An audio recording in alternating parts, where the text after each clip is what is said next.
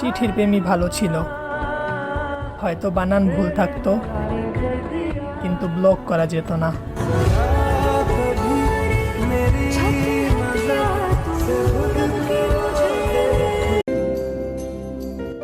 কি আশিটা ভাল লাগছে? এই আশির ভিতরে কিন্তু কষ্ট আছে। যদি তোমাকে কেউ আমার থেকেও বেশি ভালোবাসে, তাহলে তুমি তারই হয়ে যেও।